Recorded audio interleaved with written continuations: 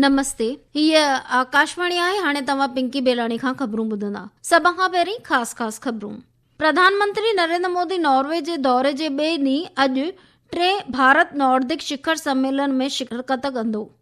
प्रधानमंत्री ओस्लो में मुंतज़िम भारत नॉर्वे तिजारत ऐं खोजना शिखर सम्मेलन में बहिरो वरितो। बचाव मंत्री राजनाथ सिंह ऑपरेशन सिंदूर के भारत जे मज़बूत आत्मविश्वास ऐं सागारो राष्ट्र तौर बणजण जी निशानी ॿुधायो आहे। जज यशवंत वर्मा वाबस्त ॾोहनि जी जांच कंदड़ कमेटीअ पार्लियामेंट भवन में लोकसभा स्पीकर ओम बिरला खे पंहिंजी रिपोर्ट सौंपी। ओलह बंगाल सरकार कोलकाता आरजीकर मेडिकल कॉलेज ऐं अस्पताल जे अॻूणे प्रिंसिपल संदीप घोष खिलाफ़ मामलो हलाइण वास्ते मंज़ूरी ॾिनी आहे। ऐं रांदियुनि में आईपीएल क्रिकेट में Sunrisers Hyderabad Chennai super Kings खे 5 विकेटनि तां शिकस्तो कंदे प्ले ऑफ में जाइ पुख़्ती कई आहे। ऐं अॼु जे मुक़ाबले में राजस्थान रॉयल्स ऐं लखनऊ सुपर जायंट्स अॼु शाम 7:30 बजे जयपुर में दूबदू थींदा। हाणे ख़बरूं तफ़सीलवार ॿुधंदा।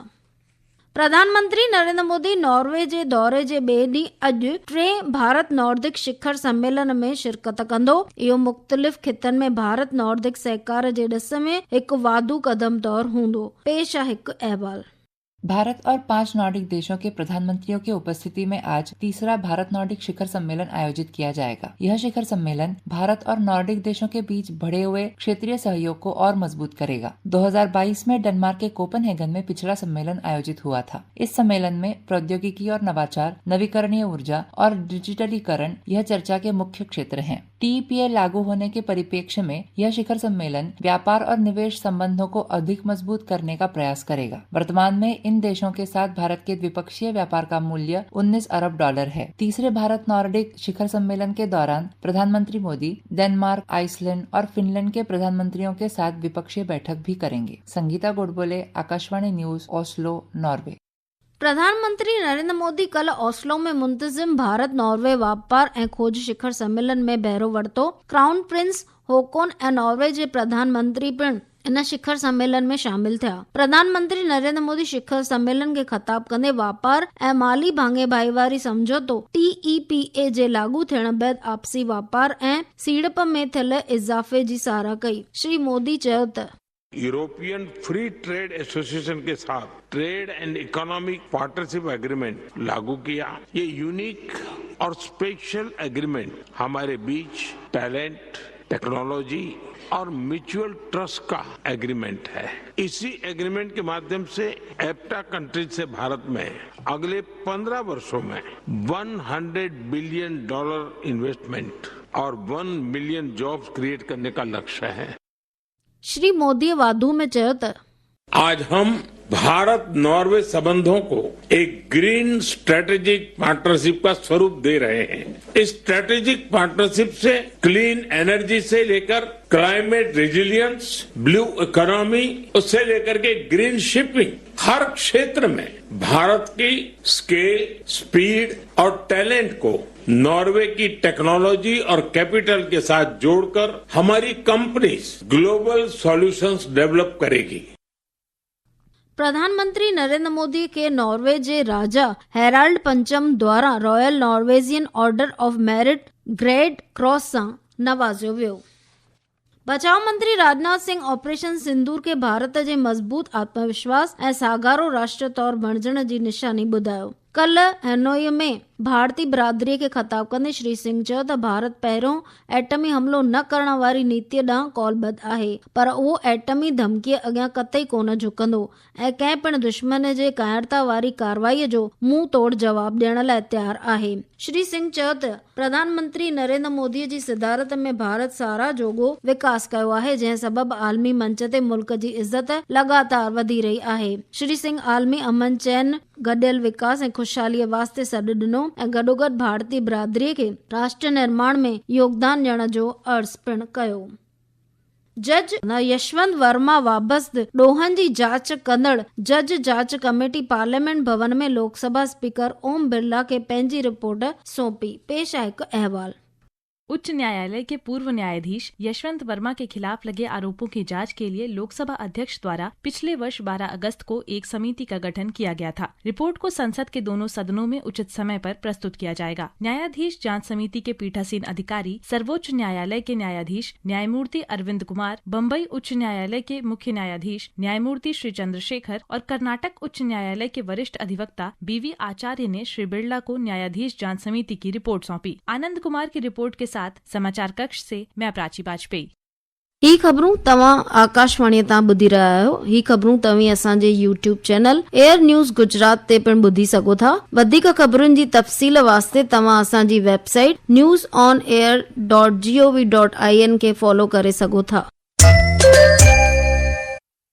ओलह बंगाल सरकार कोलकाता आरजीकर मेडिकल कॉलेज ऐं अस्पताल जे अॻूणे प्रिंसिपल संदीप घोष खिलाफ़ मामलो हलाइण वास्ते मंज़ूरी ॾिनी आहे। इहा कार्रवाई कोलकाता हाई कोर्ट जे हुकुम ऐं CBI जी जांच बैदि कई वई आहे। CBI भ्रष्टाचार ऐं ॾोहारी साजिश जे तहत मामलो दर्ज कयो आहे। गृह मंत्री अमित शाह अॼु छत्तीसगढ़ जे बस्तर जिले जे संभागीय हेडक्वार्टर जगदलपुर में मरकज़ी इलाक़ाई काउंसिल जी बैठक जी सिदारत कंदो। बैठक में छत्तीसगढ़, मध्य प्रदेश, उत्तर प्रदेश ऐं उत्तराखंड जा मुख्यमंत्री ऐं बर्ख अमलदार शामिल थींदा। श्री शाह कल छत्तीसगढ़ में बस्तर जिले जे नेतानार ॻोठ में हिकु जनसेवा मर्कज़ जो महूरत कयो। आबहवा महकमे अॼु मध्य प्रदेश ऐं उत्तर प्रदेश जे कुझु हिस्सनि में जबरदस्त गर्मी पवण जो तख़मीनो ज़ाहिर कयो आहे। आंध्र प्रदेश ऐं ओडिशा जे साहिली एराज़ियुनि में मंझंदि जे वक़्तु मौसम गरम ऐं उमस भरियो रहण जा इम्कान आहिनि। आबहवा महकमे अंडमान निकोबार उपबेटन, केरलम, माहे, लक्षद्वीप, नागालैंड, मणिपुर, मिजोरम, त्रिपुरा, तमिलनाडु ऐं पुडुचेरी ऐं कराईकाल में तेज़ बरसात वसण जा पिण इम्कान ज़ाहिर कया आहिनि।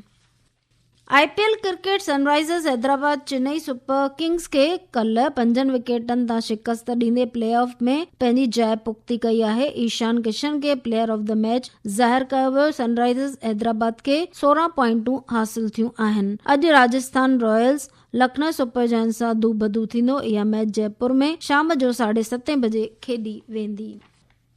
परॾेही मंत्रियुनि जी G20 बैठक 30 ऐं 31 अक्टूबर ते जॉर्जिया जे अटलांटा शहर में थींदी, जंहिं जी सरबराही अमेरिका कंदो। अमेरिका जे परॾेही मंत्री मार्को रूबियो कल्ह ॿुधाई कई त इन बैठक में दुनिया जे मुख्य माली अर्थव्यवस्थाउनि जे परॾेही मंत्री शामिल थींदा। आलमी स्थिरता ऐं खुशहालीअ खे ओॾ ॾियण लाइ G20 जे मुख्य मक़सद खे अॻियां वधायो वेंदो। तमिलनाडु में साइबर ठगी ऐं इंसानी तस्करी ॾोह रैकेट जे हिकु मुख्य सरगना मदन वदीवेल खे राज्य पुलिस मदुरै में आयल इन जे ठिकाणे तां गिरफ़्तार कयो आहे। 35 सालनि जो मदन जल्लीकट्टू नाले रेस्टोरेंट कड़ी हलाईंदो हो। हू पढ़ियल छोकिरियुनि खां पैसा वठी नौकरियूं ॾियण जो कूड़ो बहानो करे ठगी कंदो हो। हू 3 सालनि खां इहो कमु कंदो हो। 100 खां मथे नौजवाननि खे कंबोडिया मोकिले चुको हो। डेमोक्रेटिक रिपब्लिक ऑफ कॉन्गो में इबोला वायरस सां मरंदड़नि जो अदद वधी करे 118 थी वियो आहे। आलमी सिहत संस्था WHO इन अंतर्राष्ट्रीय चिंता खे मकानी सिहत इमरजेंसी तौर पधिरो कयो आहे। मरकज़ी बंदरगाह, शिपिंग ऐं जलमार्ग मंत्री सर्बानंद सोनोवाल नई दिल्ली में मुल्क अंदर वाटर मेट्रो सेवाउनि जी शुरूआत लाइ नज़रसानी बैठक कई। आख़िर में मुख्य ख़बरूं हिकु दफ़ो ॿीहर ॿुधंदा। प्रधानमंत्री नरेंद्र मोदी नॉर्वे जे दौरे जे ॿिए ॾींहुं अॼु 3 भारत नॉर्डिक शिखर सम्मेलन में शिरकत कंदो। प्रधानमंत्री ओस्लो में कल्ह मुंतज़िम भारत नॉर्वे तिजारत ऐं खोज शिखर सम्मेलन में भाग वरितो। बचाव मंत्री राजनाथ सिंह ऑपरेशन सिंदूर खे भारत जे मज़बूत आत्मविश्वास ऐं सागारो राष्ट्र तौर बणजण जी निशानी ॿुधायो आहे। जज यशवंत वर्मा वाबस ॾोहनि जी जांच कंदड़ कमेटीअ पार्लियामेंट भवन में लोकसभा स्पीकर ओम बिरला खे पंहिंजी रिपोर्ट सौंपी। ओलह बंगाल सरकार कोलकाता आरजीकर मेडिकल कॉलेज ऐं अस्पताल जे अॻूणे प्रिंसिपल संदीप घोष खिलाफ़ मामलो हलाइण वास्ते मंज़ूरी ॾिनी आहे। ऐं रांदियुनि में IPL क्रिकेट में Sunrisers Hyderabad Chennai super Kings खे 5 विकेटनि तां शिकस्तो करे प्लेऑफ में जाइ पुख़्ती कई आहे। ऐं अॼु जे मुक़ाबले में राजस्थान रॉयल्स ऐं लखनऊ सुपर जायंट्स शाम जो 7:30 बजे जयपुर में दूबदू थींदा। ते ख़बरूं पूरियूं थियूं। नमस्ते।